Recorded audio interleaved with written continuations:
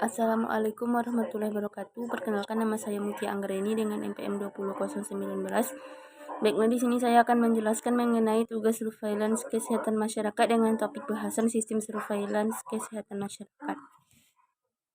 Yang mana pada soal yang pertama yaitu menjelaskan yang disertai dengan contoh mengenai sistem surveillance nasional. Sistem surveillance nasional adalah suatu sistem tatanan prosedur penyelenggaraan surveillance epidemiologi yang terintegrasi antara unit-unit penyelenggara surveillance laboratorium, sumber data, dan penyelenggaraan program kesehatan serta tata hubungan antara wilayah, kabupaten, atau kota provinsi dengan pusat.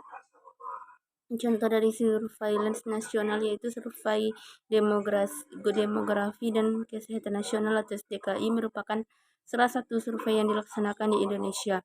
Survei ini merupakan hasil kolaborasi antara Badan Pusat Statistik atau BPS, Badan Kependudukan dan Keluarga Berencana Nasional BKKBN, dan Kementerian Kesehatan yang dibantu oleh ICF.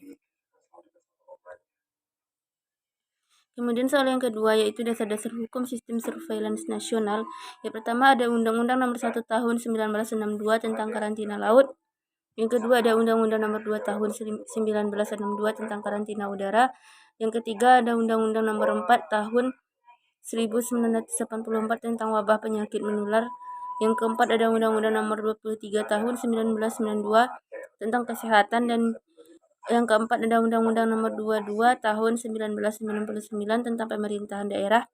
Dan yang terakhir ada Undang-Undang Nomor 40 Tahun 1991 tentang wabah penyakit menular.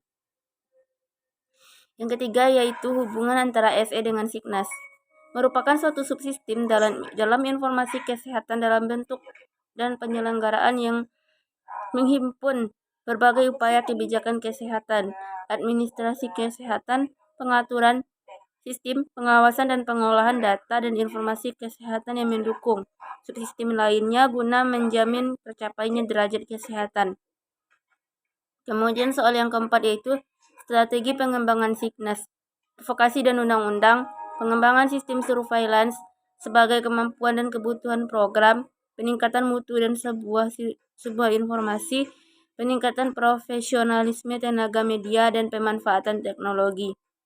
Dan kemudian yang terakhir ada soalnya yaitu mengenai contoh pelaksanaan sistem surveillance nasional. Yang pertama ada pengorganisasian. Pengorganisasian adalah suatu instansi kesehatan yang terkait, baik secara fungsional maupun struktural, yang pemerintahnya provinsi, kabupaten, atau kota, lembaga kesehatan masyarakat swasta. Kemudian ada mekanisme kerja. Mekanisme kerja ialah suatu identifikasi kasus dan masalah kesehatan, analisis dan interpretasi data, penyebaran informasi, membentuk rekomendasi alternatif umpan publik. Dan yang C ada jenis penyelenggaraan. Jenis penyelenggaraan meliputi yaitu metode pelaksanaan, aktivitas pengumpulan data, pola pelaksanaan, dan kualitas pemeriksaan. Sekian pemaparan materi dari saya ucapkan terima kasih. Wassalamualaikum warahmatullahi wabarakatuh.